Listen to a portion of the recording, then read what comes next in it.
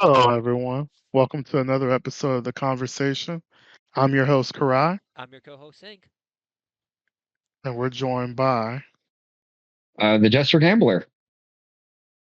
yeah, so we're glad we could finally get you on. I remember before we started this podcast, you were one of the people we put down that we wanted to get on for an episode before we even had our first episode out.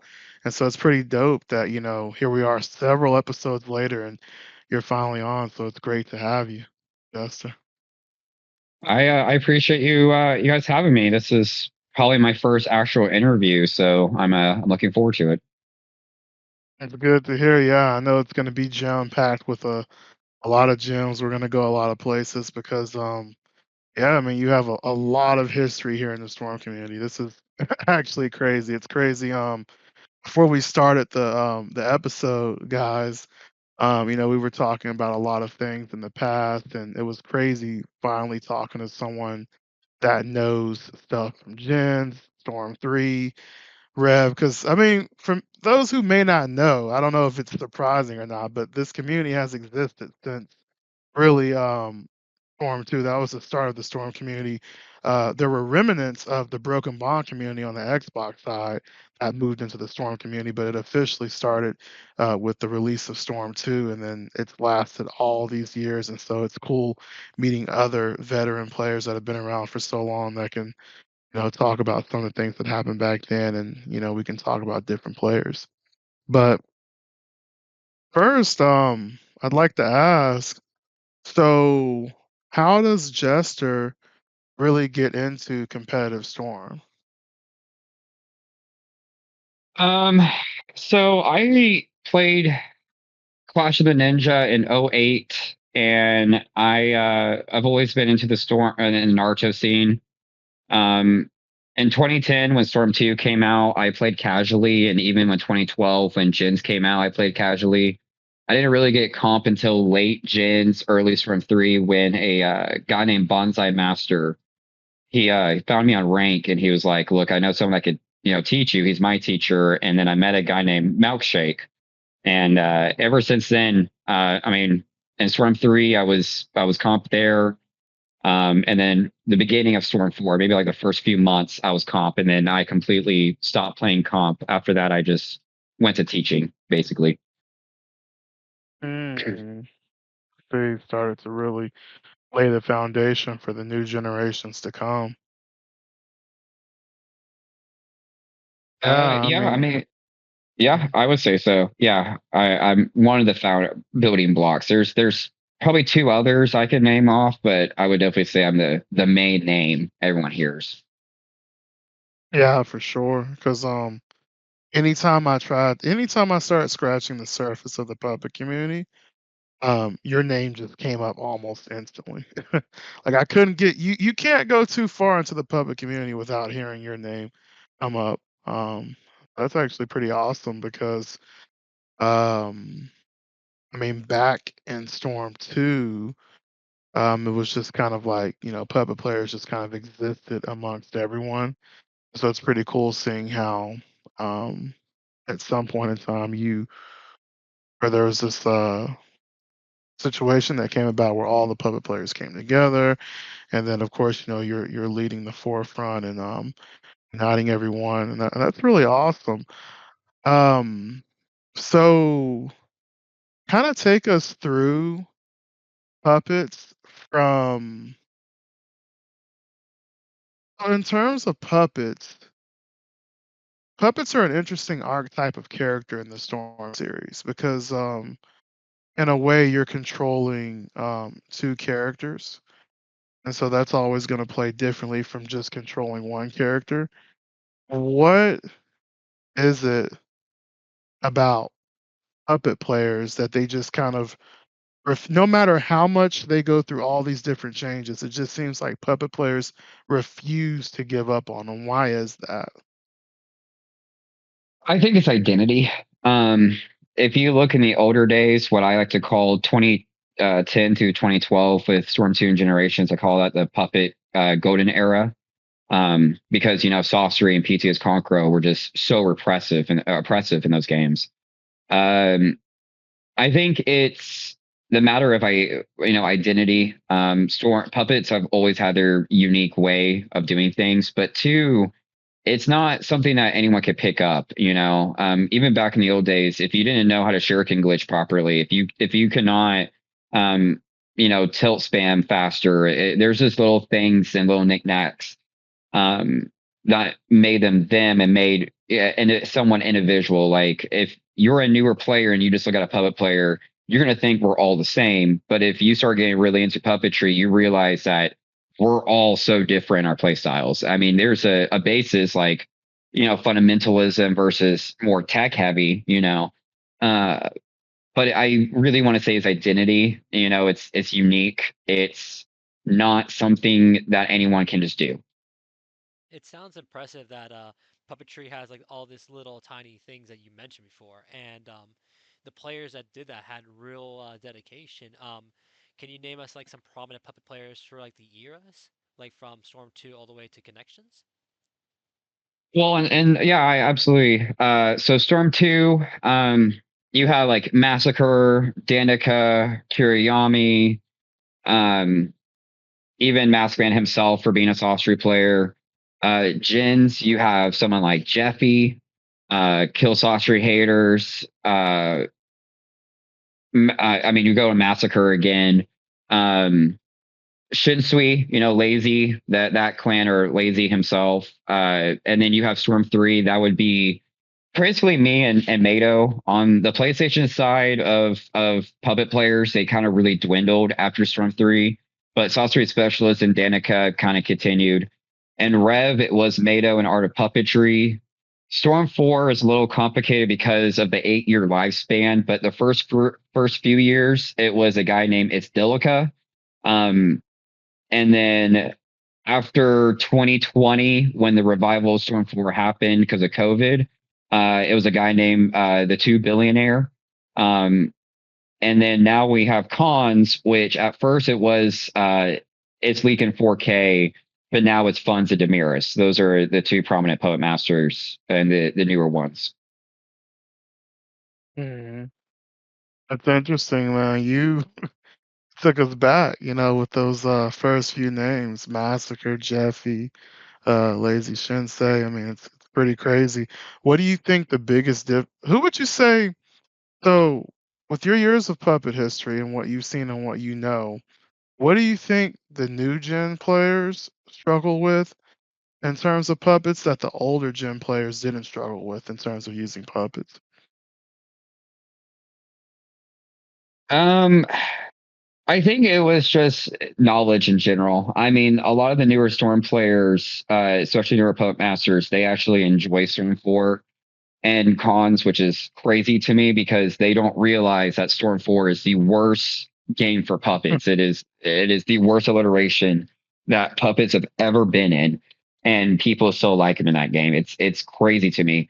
Um, it's knowledge. If they understood what it was like with puppets back in the old days, I think they would. I think a lot of people would flock there. I think if they got used of how the older games worked, they would they would go back over there. Honestly, that and probably knowledge. Like I mean, I already said knowledge in a sense of the history of puppets, but I would also say knowledge and puppets themselves.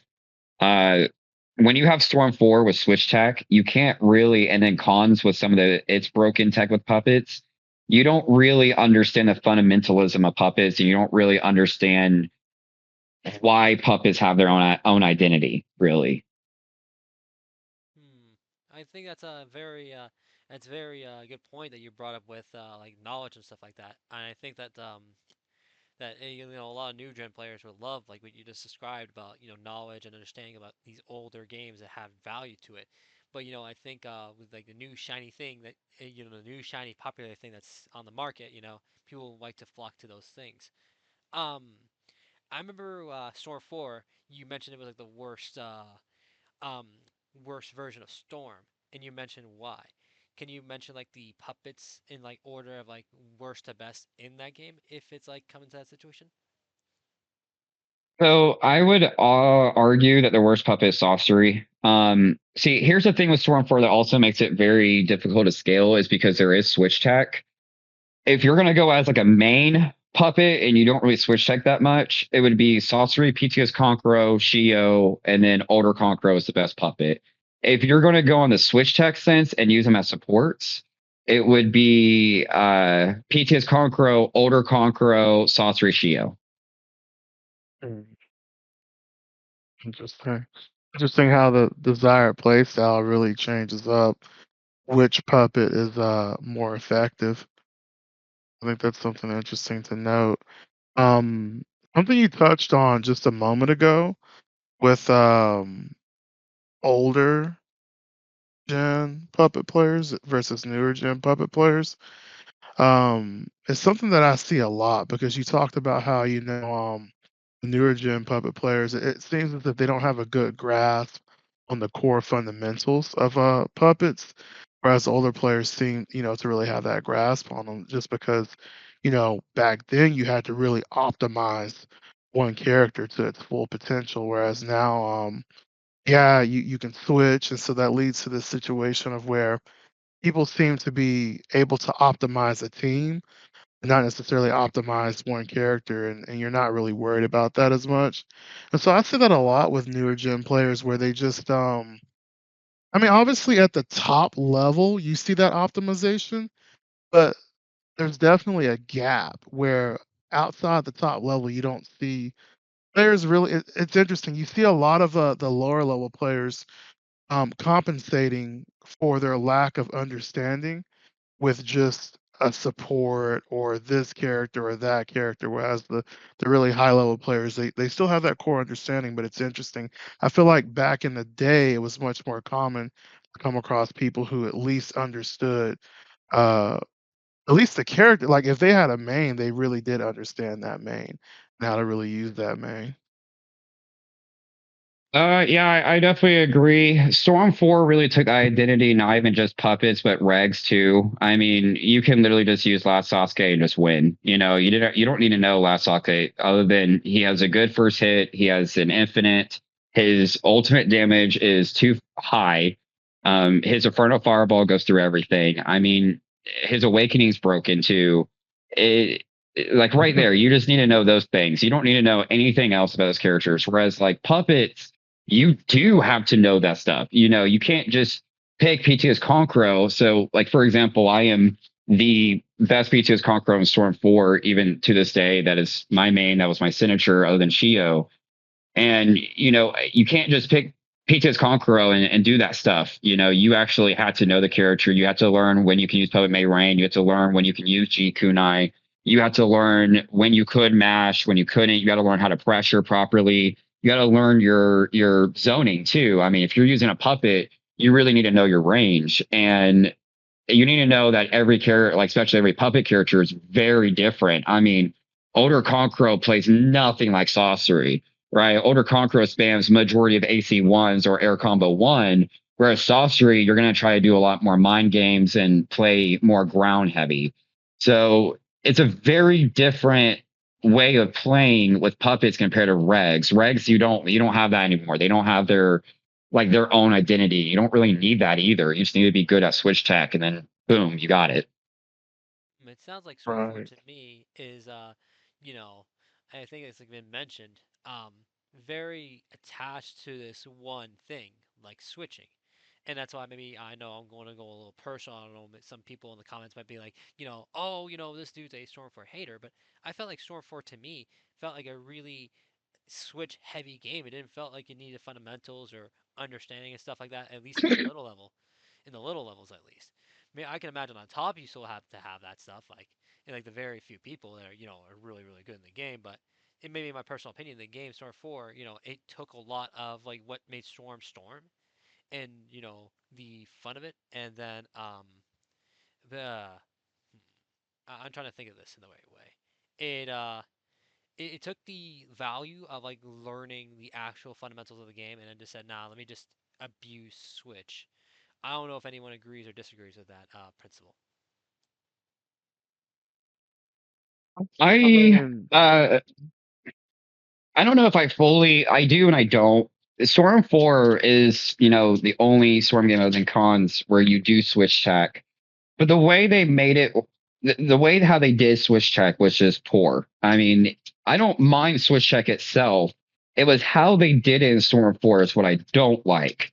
I mean, it's crazy how people will complain in cons where they regain your chakra and you have unlimited tools, but in Storm 4, you can literally spam 4 jutsus and not waste chakra at all. Like, you tell me the balance there. It's definitely a very bias heavy game because of not only how long it's been, but because everyone, basically, this new generation started in Storm 4. That's their pride and joy. Yeah, That's their baby. That's what they don't want to leave. They're so comfortable with Storm 4. They think this game is just, oh my God. It's like when you have sex with a girl the first time. You think that pussy is like the best thing ever, and you don't want to do anything else, and you're stuck with that girl, and then you realize there's plenty of fish. It's exactly that. It's that right. exact feeling and emotion, that dopamine you get. Like with me in Storm 3, every time I play Storm 3, I get that dopamine, that nostalgic, that times where I was with my friends and we did that, a lot of clan battles, a lot of tournaments. The clan, the community was huge back then.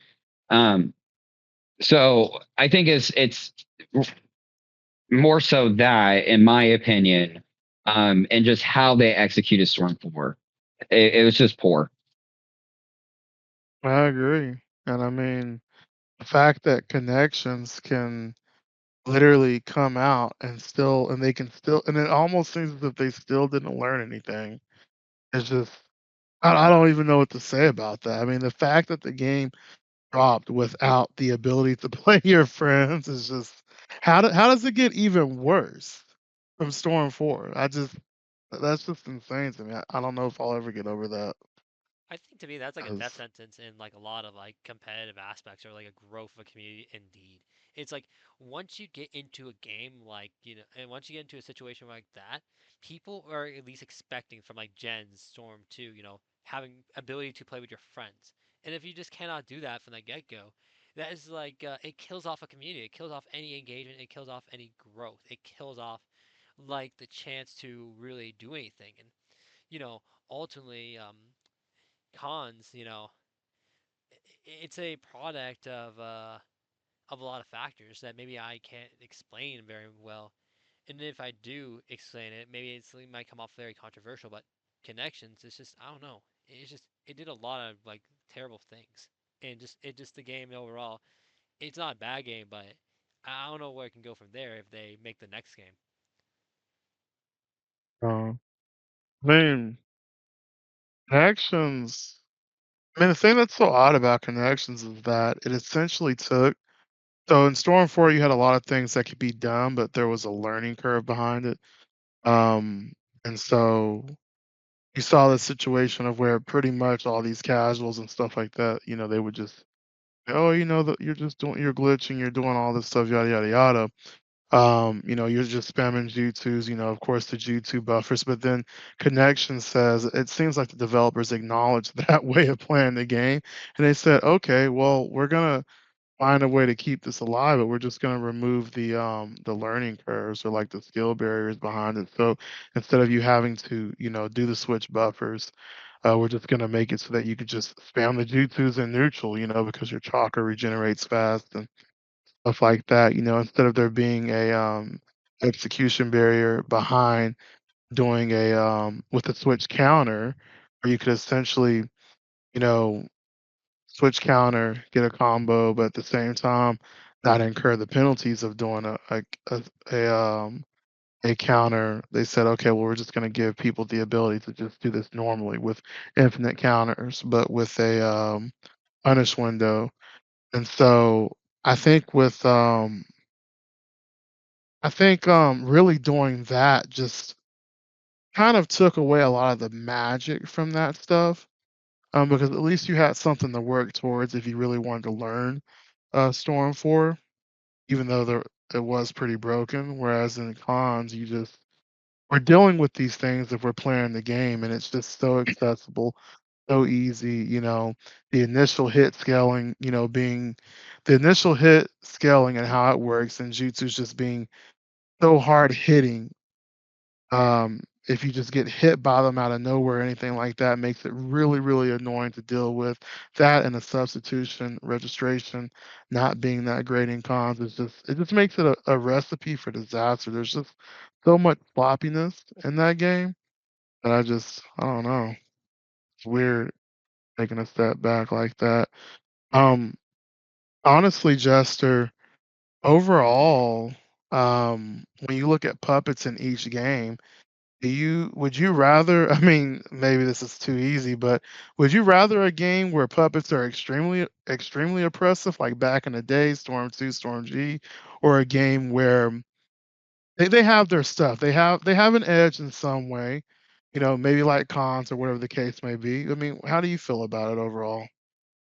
So, as much of as an old head I am, and how much I miss Shuriken Glitch, I don't think that's the right approach for puppets. I think Rev really did it right because Rev puppets were not bad in that game. They were pretty broken in that game. They were really good.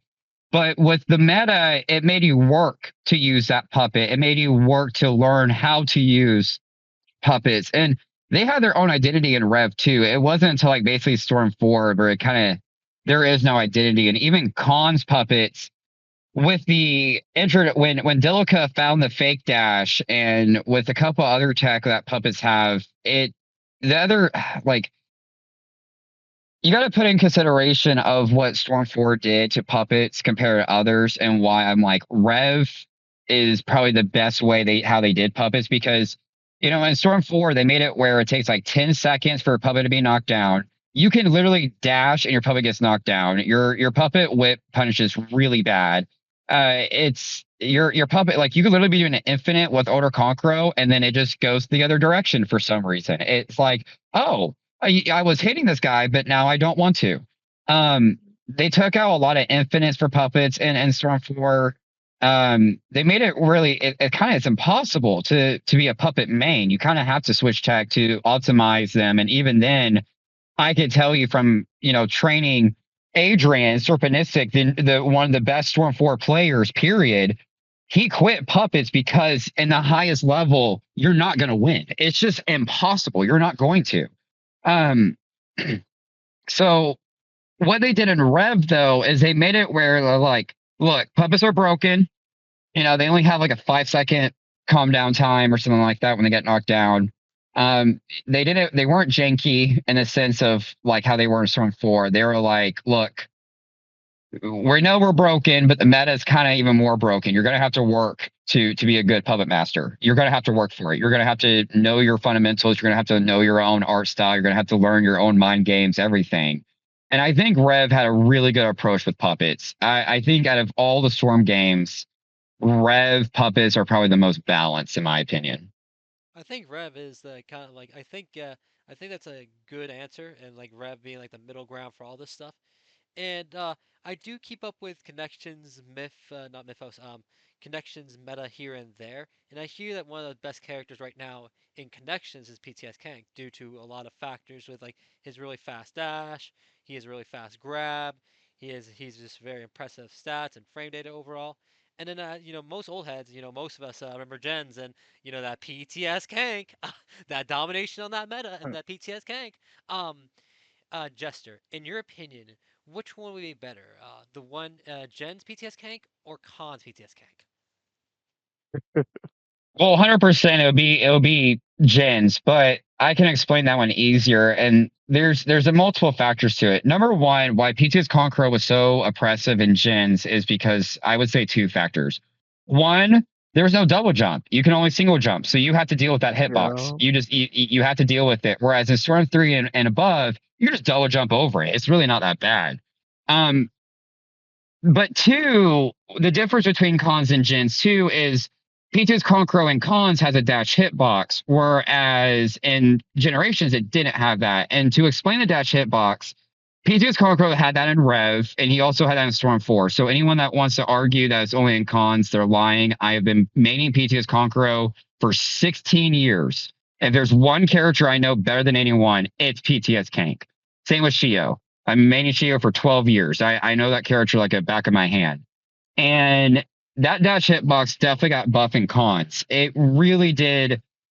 What makes it really good in cons and in gens is it that versus battle is really difficult because PTS Kank and cons was always a good character, and I've always said it was top 5. You needed someone to put in the work to do it. You know, it's kind of like Kenshi in Mortal Kombat 1. He's a puppet archetype character too, and he's definitely a top 5 character. But you have to work and you have to know what you're doing with that character. You can't just play a Hanzo and just spam poison, salad, you say all the time. You can't do that. You know, you can't use Sarda and just spam IC2 and Lightning Flicker. Same with Mortal Kombat. You can't, with I can't remember his. Oh, Raiden and the Cyrex spam for a little bit. You know, that was brain dead. You didn't have to know anything to be a good Raiden Cyrex player. But with Kenshi, you had to learn how to do his stances. You had to learn how to set up the approach. You had to learn what your cameo is going to be. It's things like that. That's why I would compare those two. But I say Jins is better because Jins has not only a better jutsu, that Puppet May Rain jutsu stacked. I mean, it was multiple bombs. I mean, one jutsu broke your guard, dude. It was ridiculous. He had a bigger hitbox. His tilt was 100 times better than his tilt jutsu in cons. He can handle a lot, handle pressure a lot better. In cons, another reason why he can keep up with the meta compared to the other puppets is because of his speed. He's always had the fastest dash. And even Jins, that dash was really fast. So I'm gonna go with Jins because the things that Jins Conqueror has compared to what PTS Conqueror has in cons, it doesn't matter to Jins Conqueror. He was still just oppress PTS Conqueror in cons. Yeah, definitely agree. Especially that one comment about how just having double jump in cons versus not having it in gens makes a big deal. For those that don't know, in generations, there was no double jump. You couldn't just double jump out of these meaty hitbox situations or anything like that. You had to just really eat it or buy your time in some kind of way. It was rough till they added double jump. That was definitely a really good addition to the game, in my opinion, at least. I agree. 100%. 100%. Um, I'll say this though. Um, so what do you think the obsession is with Saucer? Do you think that him being as good as he was in Storm 2 has just left a mark on the community forever where everyone just not everyone, but where a lot of people just can't let him go no matter how much worse he is now? Is that what it is? Or what is it with Saucer essentially? It is 100% the anime and him being the only villain puppet. I mean, he was a badass. I mean, fuck, everyone loves sorcery. I love sorcery. He's awesome. This guy who literally killed people, turned them into puppets, and used their powers. I mean, the guy who took down the third Kage, the strongest Kaze, the one who had a very unique style to him compared to the other puppet masters that we've seen in the anime. I mean, and also he's the only villain puppet master. He's part of the Akatsuki, and how big the Akatsuki is. I mean, we see merchandise like where I live. I see merchandise of Akatsuki everywhere. I see people wearing Akatsuki like rings, wristbands. I even see the Cloak a lot. Hoodies, shirts. It's definitely because he's a villain in the Akatsuki. He's the only puppet master we see as a villain, and he's the only puppet master too that we see actually make his own dolls. I mean, Older Conqueror, all of his puppets are made from Scorpion, made from sorcery. Same with Shio. The mother and father puppet was made by sorcery. Shio just modded it. The 10 Shikamatsu puppets, yeah, granted, it's not sorcery, but it wasn't Shio's. She even admitted it was made by someone else. It was made by the person who helped create the puppet master jutsu. So out of anyone, Sasori is the only puppet master that actually has his own puppets, you know? And overall, he's just really cool. I mean, you can't deny that he's just a really cool character in Naruto. And I think that definitely carries on to the Storm series. I don't think it's because of the past, because a lot of people don't know about the past. A lot of people don't care about Storm 2, Gens, or even Storm 3 that matter. They don't really, even the newer Puppet Masters, they don't really care at all. So I'm going to definitely say it's because of the anime. Oh, wow. That brings me to another question. Do newer gen puppet players, do they just to them, do they only see Storm 4 and Connections? Do they not see any Storm game before that? That's it. Yeah, they don't really care for the other ones. They try to play them and then they bitch out really quickly. They don't want to Yeah. learn it. They want to stay comfortable to their Switch text from 4 game. That's it. They don't want to move on. I know a lot of other people who do like Storm 3, but they just don't want to play it. You know, it's just they play Storm 4 because of their friends. If a lot more people played Storm 3, then they would play it. But just the newer gens, they just like to play brain dead. You know, in those older games, you can't be brain dead. You can't. You gotta really be careful and cautious. Not only that, you have to learn how to be aggressive and defensive, and there's a risk and reward factor to it. Whereas Storm 4, there is no risk and reward. It is completely 100% tech. It is very tech heavy game. Once you learn how to do the tech, it's just a matter of who can do the tech better and who has a faster reaction. That's it. There's nothing else to it.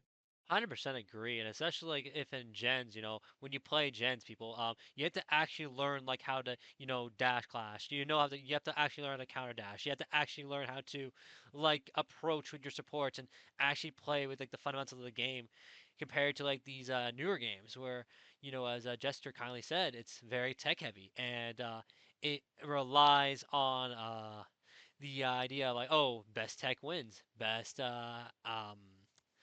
switch wins. None of this like fundamental skill, and it's unfortunate that new gens, man, they don't like them the older games because it'd be such a great thing. Like I would imagine like more players in the community if they play like Storm 3 and gens and 2 and all that, they'd probably be better puppet masters. Maybe that's just maybe my opinion. Maybe that's just my thoughts there. I don't know if people would disagree with me or anything. Um, does anyone disagree with that thought? Um, Yeah. I don't know because it's a Storm 4 is such a unique game in the Storm series compared to every Storm. And Yeah. I think it's just a matter of these. It's just new gens in general. It's not just Storm. I could tell you for Mortal Kombat. I could tell you Smash Bros. If they made a new one. Um, I can even tell you with BO6. Call of Duty. It's a lot more. They just prefer tech. It's a lot more. They just want to learn what the game has and then break it as much as possible. Whereas in the older days, like even the older Call of Duty, Halo Reach, Gears of War, and Storm included Mortal Kombat, it was more so learning the game itself. It was learning each character, each frame, each way to do things. I mean, like let's go on Smash Bros. Melee versus Ultimate.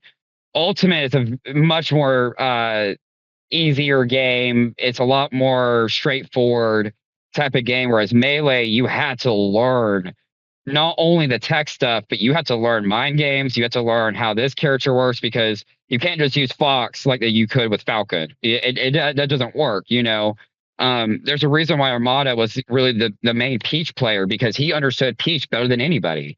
Um, you had to learn these characters, whereas now you could just pick Kagura, Six Pass Madara, and Donzo and just spam all game, awaken, and then you win. It's not in depth as it used to be. I could see some new gens probably, having some depth into it. And I think a lot of the higher tier players, they do have depth into it, but I don't think they will ever have like, I do agree with you in the sense of have a fully understanding of each character and how their identity really counts. Whereas, back then you had to have an identity.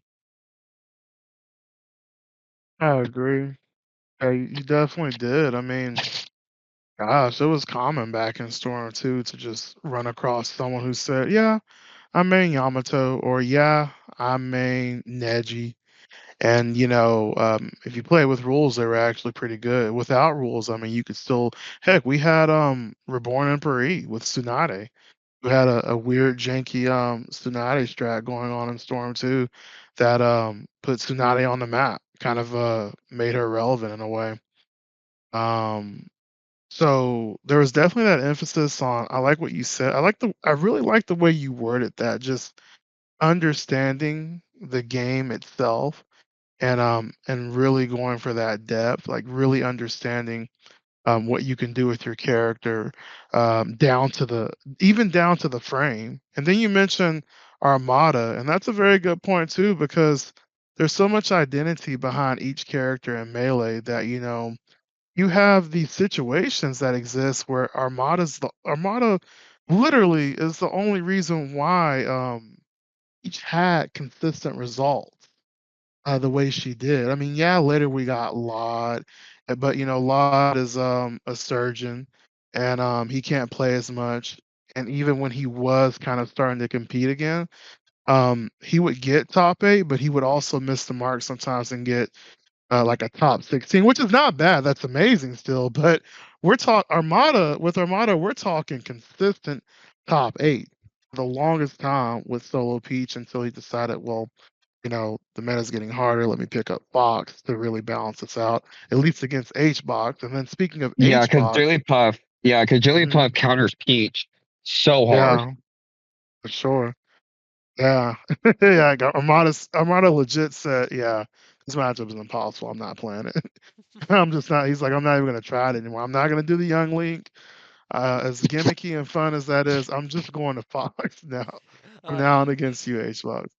man, I seen melee gameplay and I seen like people actually express Link and Young Link in unique ways and actually learn that character, and you guys talking about that. It's just a pretty amazing thing to see that, and I wish more games can express that, but maybe it's like other factors I'm not seeing that we don't have that anymore. Yeah. I mean, Jester put it well. I mean, he said that they just kind of want to learn this strat. They want to know the formula, and then that's it. And that's all you see at that point. There's just no.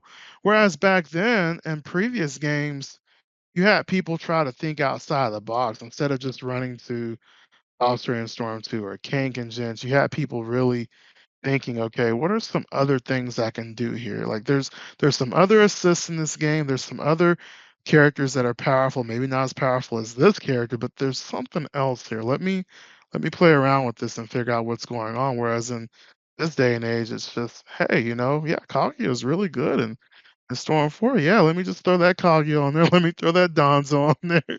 you know, let me switch buffer. Oh, I'm losing now? Okay, no problem. Okay, awakening's coming up. All right. Let me go ahead and awaken. Just rinse repeat over and over and over again.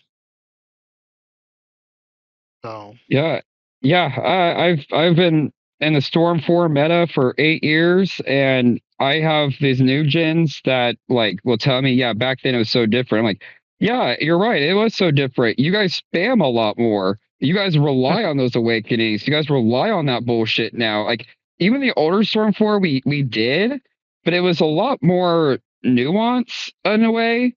Whereas now it's absolutely like it like when you see that meta, you're just like, oh wow, six pass Madara, what a surprise. Oh wow, Kagura, Sage Hashi, wow. That's so cool, guys. Oh, Kakashi and Neji now. Oh, is that Tamari and Choji? Oh wow. So cool. Hmm. yeah, I I was watching Air Force's he did a like a little kind of like a matchup special EU versus NA, two top EU players versus two top NA players. And I remember watching Valok versus, gosh, I don't know if his name was Drix or what, but Yeah, Drake. yeah, it was Drix. Okay, yeah. And so it was funny because Valok was using PTS Naruto, Absolute Menace, and Cons, just a mash master. And Drix was using different kinds of nuances to beat him between, Toby with his jutsu and then other characters that he was using. I think he even used Inoki. And he was really showing that he had he had a at least a really high knowledge of the game and intricacies with different characters that he was just able to kind of pull off wins against Valak, even though Valak was using this really strong broken character. He was able to beat him and make it hard for Valak to where it wasn't as free, because he was just actually using characters that while they weren't straightforwardly broken, they still had some really good things going for them. And that's one thing I like about cons. Even though there's a lot of things wrong with cons, what I do like is that there's a lot of characters in that game that have, albeit some of it is really dumb, there's a lot of characters that have some really interesting nuances about them that can compete in a sense. Now, I will say this, I think a lot of that was also Valog not, he probably just wasn't as familiar with the matchup that, and it was literally NA Connection versus EU, but it was still pretty cool to see Drix display knowledge and understanding of the game, beyond just mashing or just picking some OP strat. That was very refreshing to watch for sure. 100%. So, 100% for sure, man. yeah. And it's just like, I guess it goes to show, and maybe I'm just repeating myself here. It goes to show that the difference between knowing your character and knowing the game compared to knowing the tech.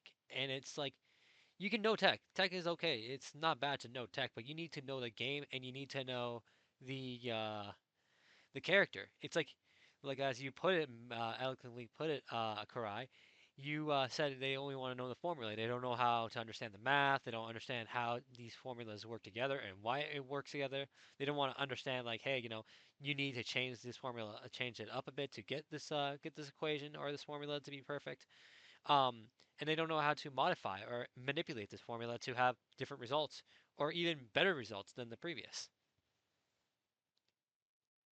Oh, I mean, I'm curious. So, I've definitely talked quite a bit about puppets um, in this episode so far. Been great diving into the history.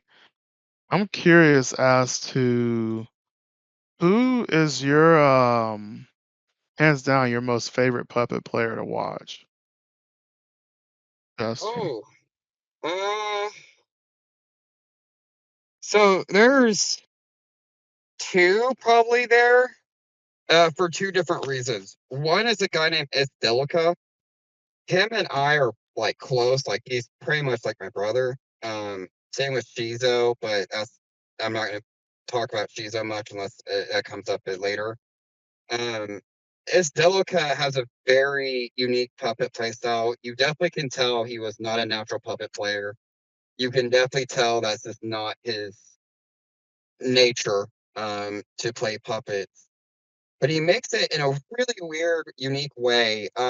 When he soloed Dark Mask, iPal, and Hero Tsukiyomi in the Tournament of Power, um, versus Q1's tournament, and he also did a Red Cloud. I think he was a Red Cloud 2 with me also, in Q1's tournament.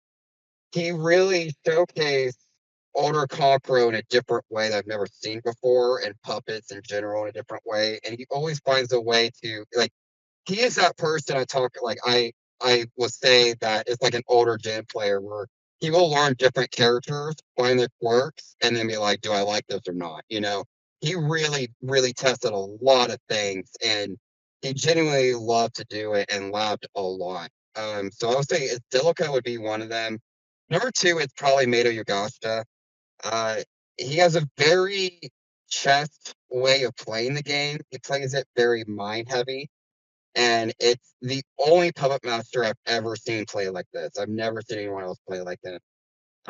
Because he's not only it's just he has really great adaptation, and it's his mind game.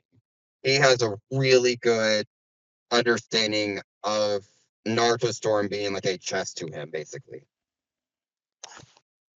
Hmm, interesting. I like how you really outlined, exactly what you liked about each of them. You brought up the tournament of power.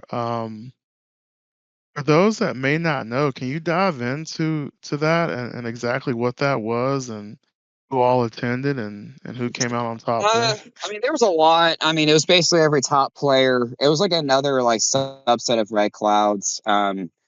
I think it was after Red Cloud won, he made that tournament, or maybe it was I don't know the time zone on that one. And I participated in it with my students. That was the time where I pretty much just quit comp and I went to teaching. I made the first Storm Academy, and I made a Storm Academy of a puppetry. That's kind of crazy. Um, Yeah.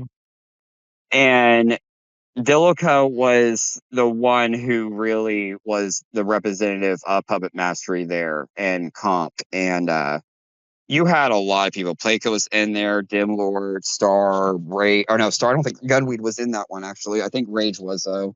Um, Yuri, Dark Mask, iPow, Hirasukiyomi, Neomaki. I mean, a lot of people were in that tournament, just like the Red Clouds tournament.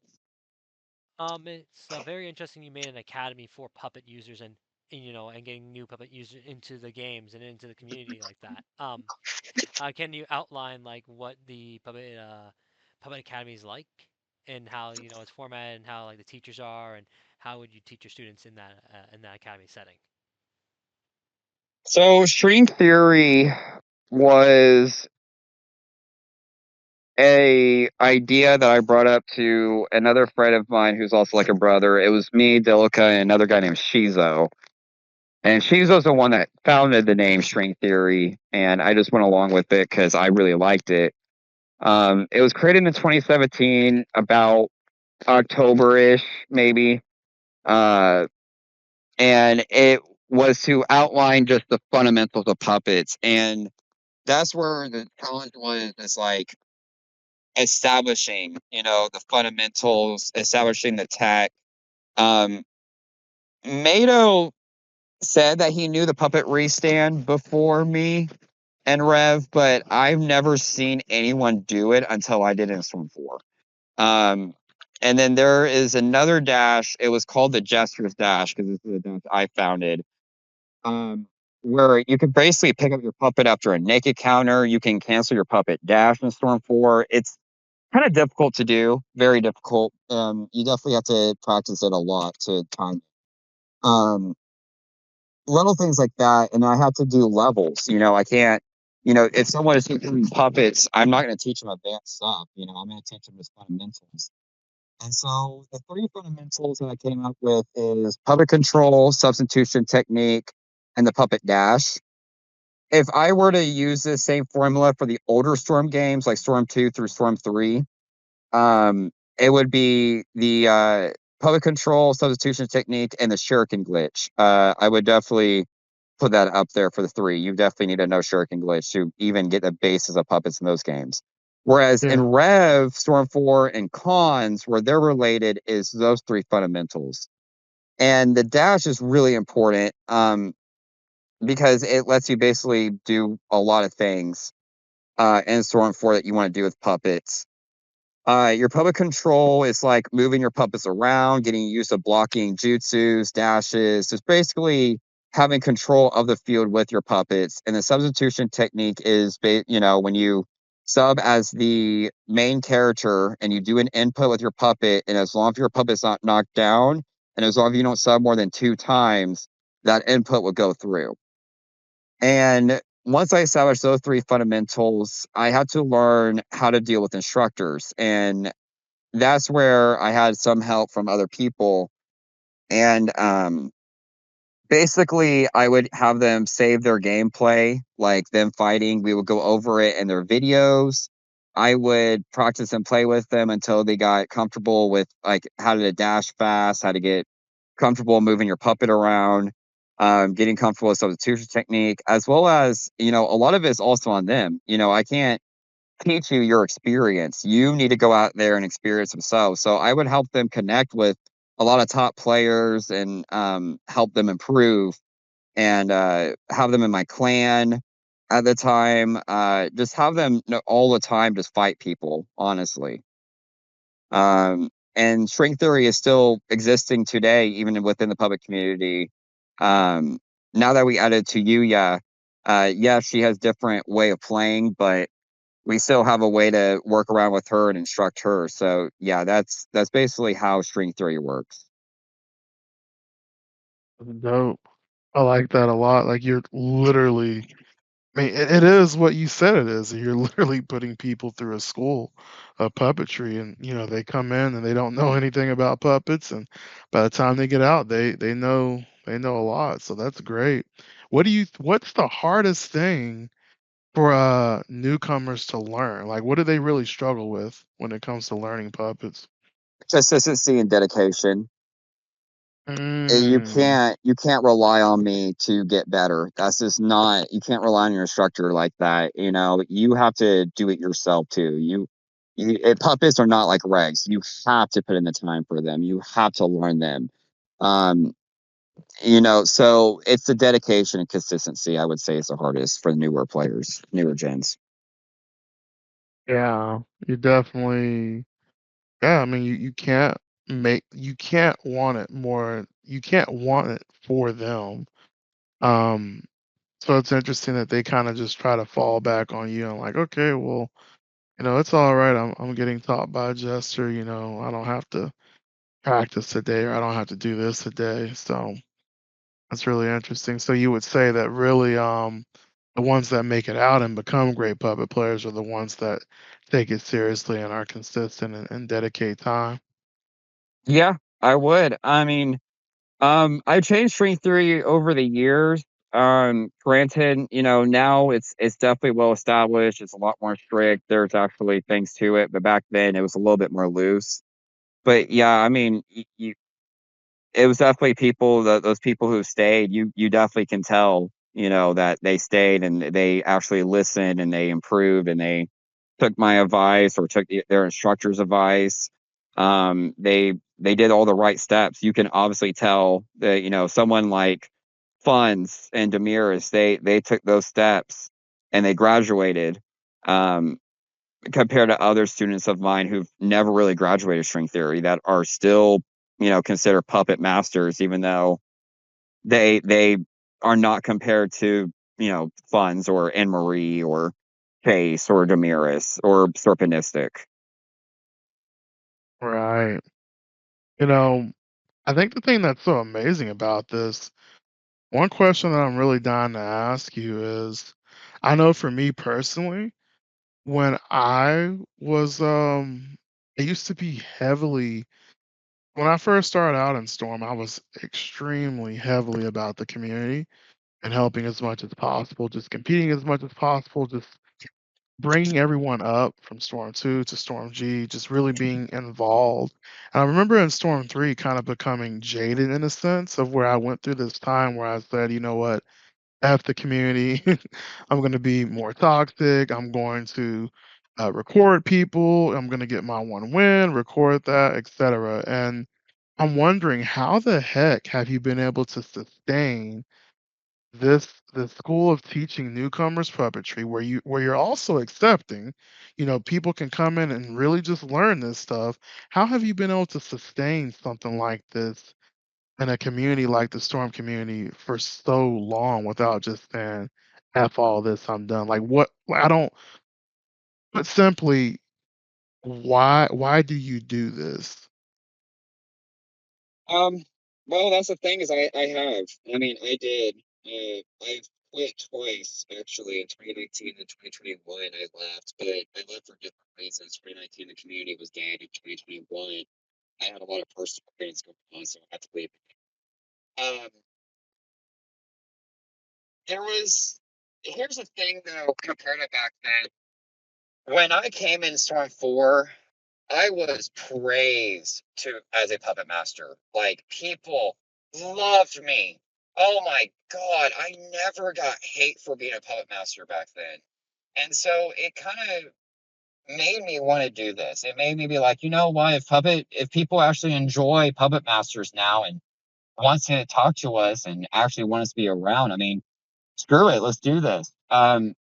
Now I hate it. It's nothing like it was before. Before 2019, it was good. I mean, I had no problem at all doing any of this, but Last year and this, like the whole year, it really drained me. It was a lot. This community has gotten a lot worse. Puppet players, I feel bad for. They're getting basically the old day treatment. But the difference between old days and now, or at least old gens, is back then puppets were meta. You had to use a puppet to beat PTS Conqueror or Soft 3 in those days. Whereas now it's not like that. Now people just associate puppets with like lightning kunai or broken crap where they take no skill. And I'm over here, I'm like, when did this shift happen? It was not like this back then. I don't remember getting hate back then. I was treated just fine. I had barely any problems back then. So it was not hard. It really wasn't. And honestly, I loved the public community back then. I mean, they were my friends, and they're still my friends to this day. But it was different. It was really different in the beginning of Storm 4. Yeah, I can definitely see that. I mean, what do you think the storm? I mean, you're a guy that has a lot of experience in not only the storm community, but in other communities, whether it's the MK community, the Smash community, etc. What is the storm community getting wrong that these other communities are getting right, in your opinion?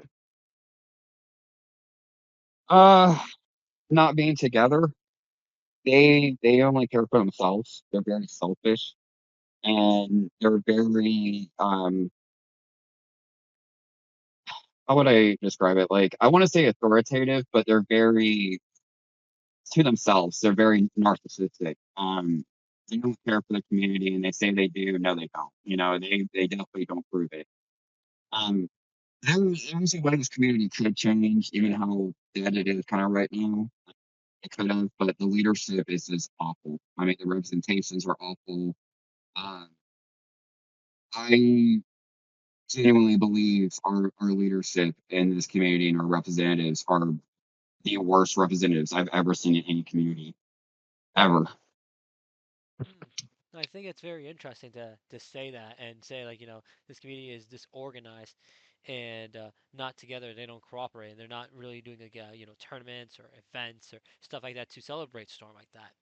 And if they go on this path, I guess my question that I'm gonna ask is, what do you think the future of this community is gonna be if they don't change their ways?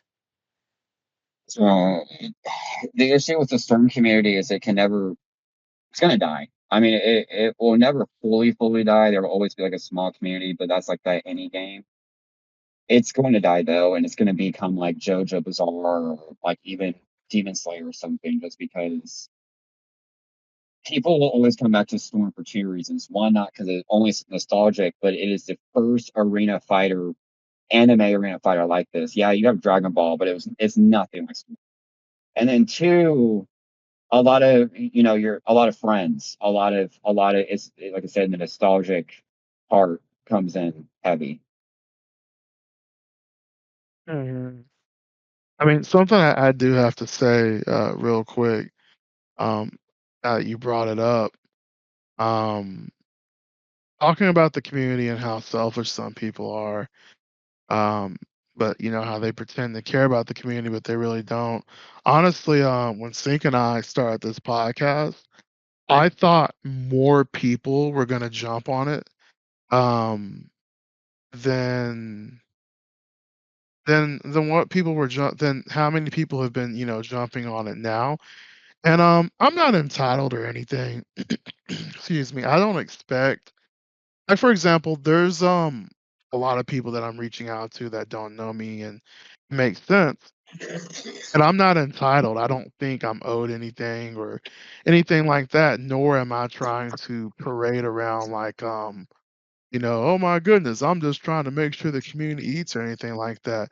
Um I'm not trying to do that or anything, but what I find so interesting is that um there's so many people that really just, it's interesting because you would think that, this is an opportunity to tell your story. Heck, you could even advertise to an extent. I don't mind if people come on here and they say, hey, yeah, I'm organizer of this or I do this. That's amazing. Go for it. Thinking I don't mind it at all. But there's been some people that I have messaged that I thought would be on board, and I've gotten no response. And they're, it's fun on certain platforms, and you can kind of see them posting things and stuff like that, but then the message hasn't been responded to. And I think what I find interesting is that I don't really get what the end game is here, because if all you want to do is just grind Storm 12 hours a day, or do first to tens every day, or do money matches for $100 or whatever the case may be, you do realize that you're getting older. You're not building any kind of presence. You're not building anything tangible for yourself. At some point, if you get up off the game, you essentially just lose all the effort you put into it. So why not try to build something out of it? Why not try to at least improve the community to a point of where, heck, you know, at the very least, we could have a weekly or something where there's a decent amount of eyes on that tournament, and you can come in and play, and you can build maybe some kind of fan base to really start streaming, or whatever the case may be. You could get something out of it. Um, but I think some people are definitely trying to, like, I feel like a lot of people are definitely thinking about, well, how am I going to gain something from this, right? Because maybe this will help build their platform, but how can I gain something from this, instead of just thinking about the intrinsic value behind it?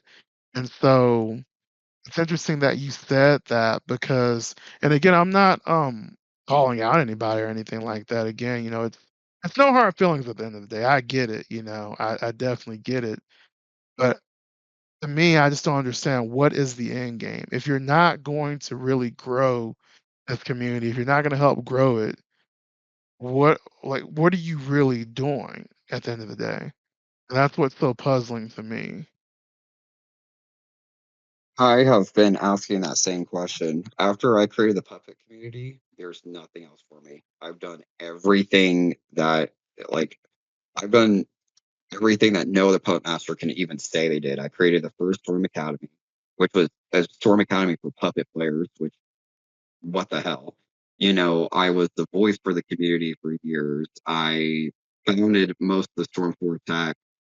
I reunited it and united everyone basically. I structured it, I organized it, I named it, I put the roles. There's nothing else for me to do. And I can proudly say that I did probably the most, if not the second most, out of any Storm community player ever in the Storm history. And I still feel unsatisfied, in the sense of I feel like I could have done more. Um, I don't know how other people, they can say they care for this community and then do absolutely nothing for this community. It's just crazy to me. So I've been questioning the same thing. Hmm. I think it's a question that Yeah. most of us have been asking for a while, and it makes you wonder. Like, I guess what makes you wonder is like everybody has like these different ideas. I think we talked to some people in the podcast, and they have like different ideas of how they can get the community together. That'd be amazing if the people who have these amazing ideas, come together and say, hey, we'll do this and build this up in a group or something, or we use the podcast as a way to gain recognition for these groups. But instead, they're doing their own little thing in their own little world, expecting these things to work. Or, as you guys have pointed out, it's very selfish, very, very single-minded, very like, oh, what can I gain from this? And ultimately, I think people will see that intention, and it will blow up in its face, and it's just very kind of sad. And I'm confused because, like, let me put this into words. It's like saying they want the community to grow. They say the storm community will grow as long as they have, or they will do something. But ultimately, um, it's great that you guys want to grow this community, or quote unquote, they say they want to grow it. But if you guys aren't, coming together, aren't making a group, aren't doing these weekly tournaments, aren't doing anything of the sort to do like even a weekly newsletter, or like weekly moments of like, oh, these players, doing these matches, or like I can think of some. I don't know very many new gen players, so I'm gonna go off the ones that you guys mentioned. Like League versus Valak or something like that weekly. Um, like on a week or something like that, and you post it to like the Storm Discord and stuff like that, or post on Steam, no, not Steam, Twitch and TikTok and stuff like that, posting like that highlight. Um, that'd be one way. That'd be a moment. Um that'd be a way to spread it, but it just makes me ultimately baffled that they probably will never get to never think about that or something. Maybe just disillusioned or confused here. No, I mean, you brought up Leaked and the Kunai Cups, and that's another thing too. I was watching the Kunai Cups, and I watched them as they, dwindled down as they went from, capping out to people saying, "Man, you should increase the amount of players, etc." to just them barely being able to get 10 players. And I remember once I was watching and you know, Fly Kuna couldn't even get he couldn't get anybody to donate. I mean, he was literally like, can somebody, it's literally, it was so bad. One time he was like, dang, like Fly Kuna said, I really can't afford it, but I'm gonna put, it was crazy. He wasn't, he was just kind of saying, can some people donate so we can at least have some kind of pot? And then he eventually said, well, I'll put some money in there even though I really can't afford it, just so the players can have something. And someone donated, I think they donated $30, and he was excited. And so he went ahead and donated $20, so there was a $50 pot. And it was just kind of like, dang, he was running the tournaments, providing the platform, and there was still just really no support. And then ultimately that dies. And I remember thinking about it the whole time. I was like, dang, why are they all gonna let this thing die? There's no other tournament series consistent like his, and they just let it die. And now all of a sudden, or not all of a sudden, but now Fly Kuna is doing consistent Sparking Zero tournaments. So that was something the community had going for it, but we just let it die, and now it moved on to Sparking like other creators and things of that nature. And it's like, what's going on here? Because when you start, it's weird when you go to certain places where there's a lot of views and it seems like there's a lot of money. Everybody cares about the community. That's when the support is high. But when the views start getting lower and there's less exposure, all of a sudden it's like, when there's nothing instant to gain, all of a sudden that support isn't as high anymore. Or that, or, for example, I think when Air Force posted his tournament on Twitter, I don't even think I don't even think that many people reposted it or retweeted or anything like that. Um, I know, and that actually brings to my attention, Jester, if you wouldn't mind going over it. I remember there was a time, it was way before the E-Force tournament or Air Force tournament, but I remember you posted on Twitter that you were pretty much done. Do you mind going into a little bit about what that was all about? I made a YouTube video, my last YouTube video on my channel, saying goodbye to the Storm community, and I genuinely mean that. I've never come back to the Storm community. Yes, I am part of the puppet part of it, but I'm not ever gonna come back for Storm. Um, it was just impossible to work with the community. I mean, there was no representation. The leaders fucking sucked.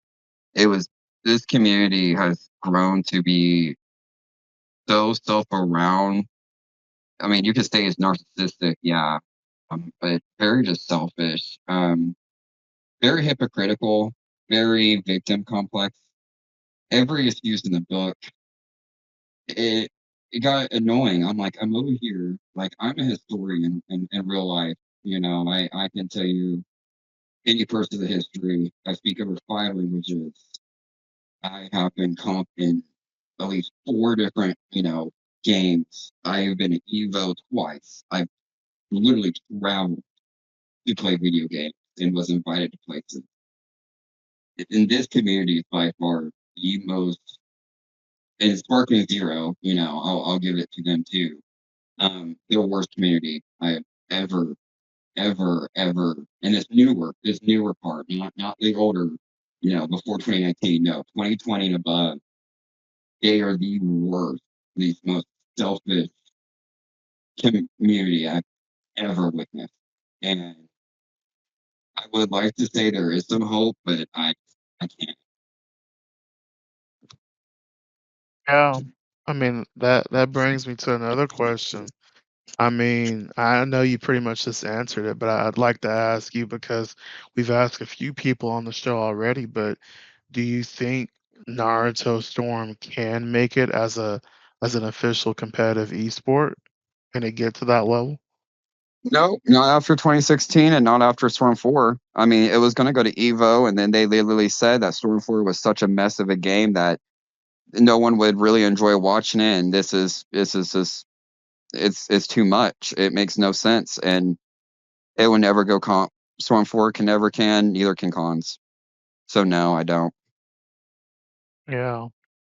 I mean, there's some great people that we've had the pleasure of having on the show so far that have had some great ideas, but it's like the main thing everybody's running into is that they're trying to put these great ideas on the table. They're trying to talk about it. Even Star Zero Tachi had the pleasure of having him on recently, and he talked about certain things that the community could do to really improve its comp scene and just move further up.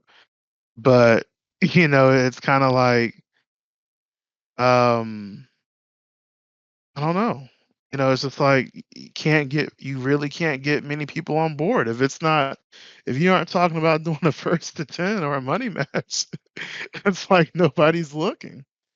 Yep, basically, and it gets tiring. It sounds really Yeah, sad. for sure. That sounds very sad. Yeah, I mean it's certainly something. Um, really, um, even to mention it, everybody that's really tried to, because the thing about hosting tournaments is that, man, hosting tournaments is like cooking. It's kind of one of the most it's one of the most thankless thing, like one of the most unforgiving things or thankless things that you can really do.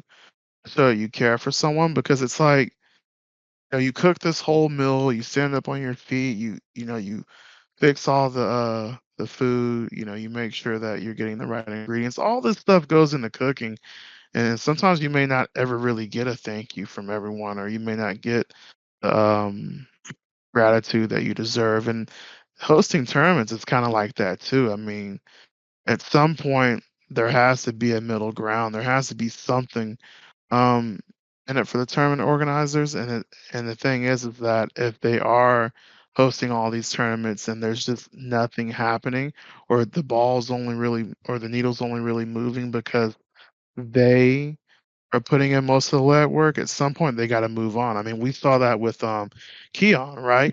Red Cloud tournaments, Red Cloud 1 and 2, Tournament of Power, just showing out for the community, just really trying to push the community up there. But at some point, I mean, you start thinking, dang, I'm really putting myself out here, and it's like no one else is really getting in here with me, or things are too fragmented to the point of where you kind of just have to think, okay, maybe I need to move forward, maybe I need to do something else that can help sustain myself. And so that's when you get to those situations where you have Keon move on to Sparking Zero, and then you have Fly Kunai move on to Sparking Zero. You have other people just move on in general because all these great ideas are great, but if no one's willing to really help uplift these ideas with you, then there's only so much you can do alone, really. It really is. Yeah, I 100% agree with that. Yeah. And so I was wondering, gosh, yeah, we've definitely gone a lot of different ways in this. interview for sure. This has been great. I was wondering, really, um, I was wondering essentially, so with what is probably the biggest misconception people have in regards to puppets?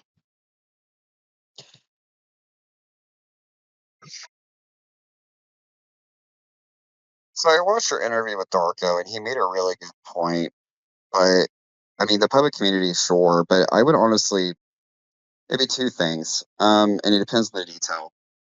One is puppets themselves. I mean, people like to really put up to talk through as people like like it's nothing like that. They play completely different, nothing similar to the basic puppet. That's it. Number two is the conception of the puppet. I did not find that community because of toxicity. I found that community because I wanted very similar minded people to be together, and I wanted to help improve puppetry as a whole. Um, I there's a lot of misconceptions, but I would probably put those two as my biggest misconceptions. Okay. Just to reiterate, you spoke on Darko and that he made a good point. Really, you would say your biggest misconceptions are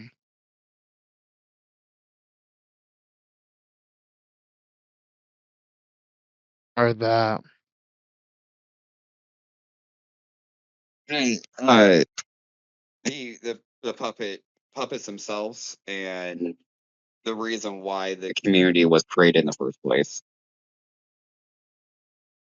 Oh, I see. Okay. Oh god. Because like I said, puppets themselves in any storm game, none of them play similar. None of them. They all play so different, and people have to categorize them all. And then I pray the public community, or at least put more into it, just for the puppets themselves. Honestly, it was to have a whole community of puppet players to grow with each other and us to be together for how limited we are, basically. Yeah. That's definitely awesome because I mean, back in what at the very beginning, I mean, you were just kind of you're just kind of on your own when it came to puppets. So it's cool to see you guys band together and really just help each other out and be there for each other and find lifelong friends. Like, I mean, you mentioned two respectable puppet players that are like brothers to you, so that's insane. It's amazing. I mean, all of them are. I mean, Mato Yugasha is literally like a brother to me. Teropathy is like an older sister to me. I mean, hell, even Software Specialist, he was my rival. He was like that one person who would contest against me on anything and everything. And there's some happy moments too on that. Anne Marie, even though, she's a student, she was another friend of mine. This community or a group of people generally enjoy being. Oh, yeah, and that's really it's not all dark clouds and thunderstorms in the storm community. There's definitely some sunny days for sure.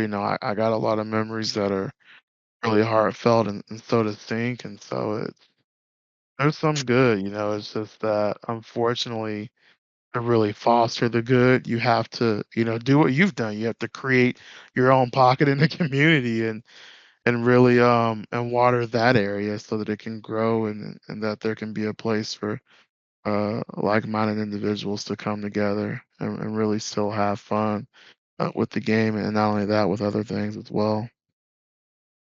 Um, Oh I see. That makes sense, and especially like as CaRai said, I had amazing moments and stuff like that. And I can imagine that. I guess to make it short, the future of this community is probably going to be just like tiny pockets, and these tiny pockets are kind of the only way we can go. And I feel like these tiny pockets are always going to be the future of Storm. That's my thought.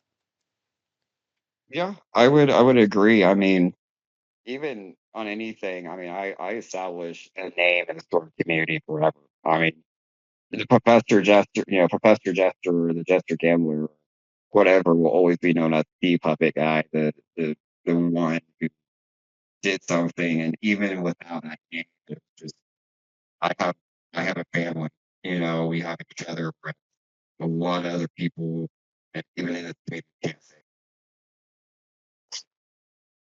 Well said. You have a family, you all have each other. That's beautiful. We've gone a lot of different places in this interview, and it's just been great, just diving into the rich history of puppets and even dabbling into some of the dark side of the community. This has been great. But Jester, where can everyone find you? It's just going to be in the community itself. I don't have social medias anymore. I don't stream anymore. I don't want to be any part of the social life. But it would be within the public Discord server. That would be the only place I will respond to anyone is there. Well, you heard it here. You know where to find Jester. Gonna link that or provide a direction on where you can find the Puppet Discord server. And if you're down to learn puppets or just talk more about this, that's where you can find Jester. So yeah, it's been amazing. And of course, I'm your host, CaRai. I'm your co-host Sync. Today we had Professor Jester.